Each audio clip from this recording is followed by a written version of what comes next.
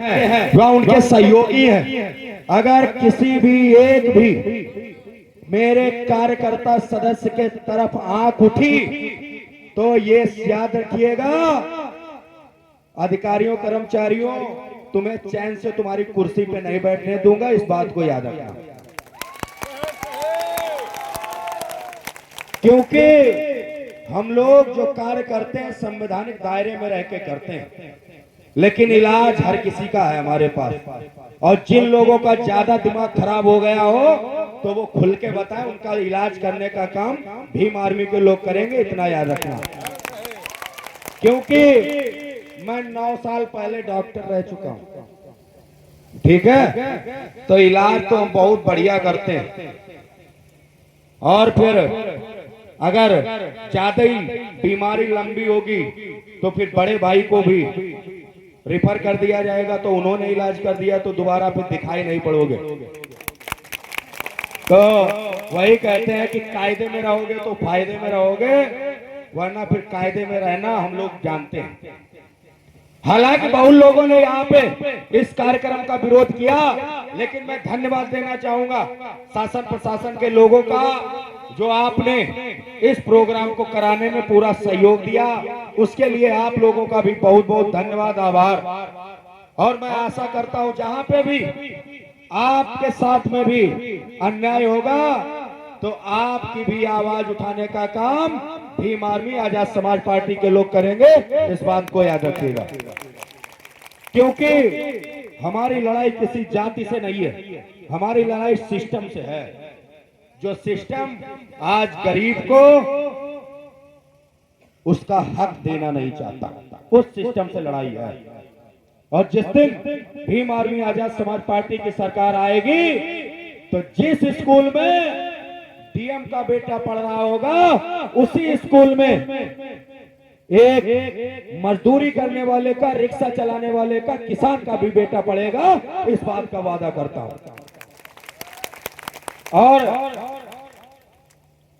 दो पंक्तियां बोल के जो बाबा साहब को सिर्फ एक अधिकारी कर्मचारी या तरह तरह से बोलने का काम करते हैं, उनके लिए 2 पंक्तियां बोल के अपनी बात को खत्म करूंगा।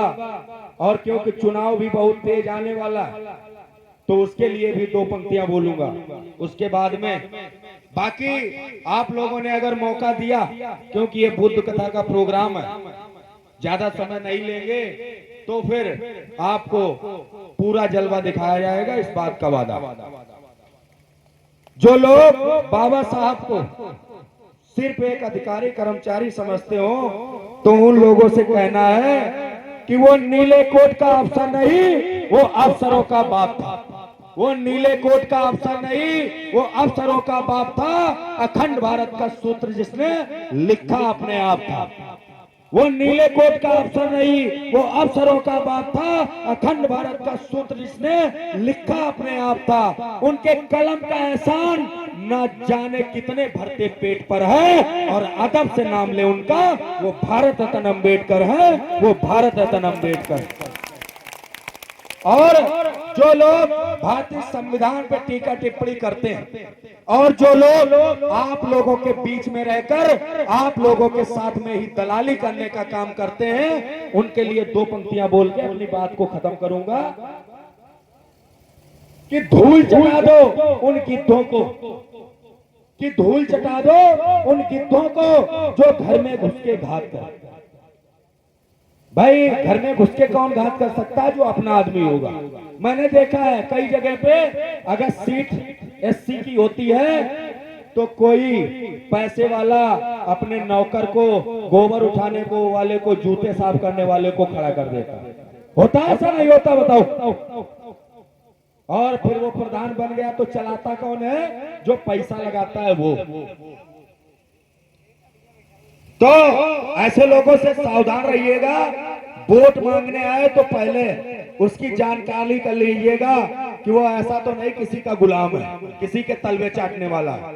गलत कह रहा हूं? तो धूल चटा दो उन गिद्धों को जो घर में घुस के घात करें, और वोट न देना कभी उन कुत्तों को जो संविधान बदलने की बात करें, संविधान बदलने की बात करें।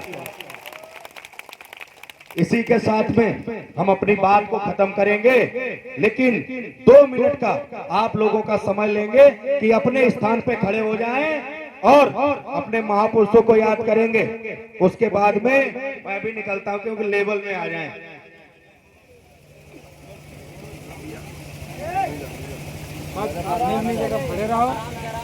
बहुत बहुत धन्यवाद।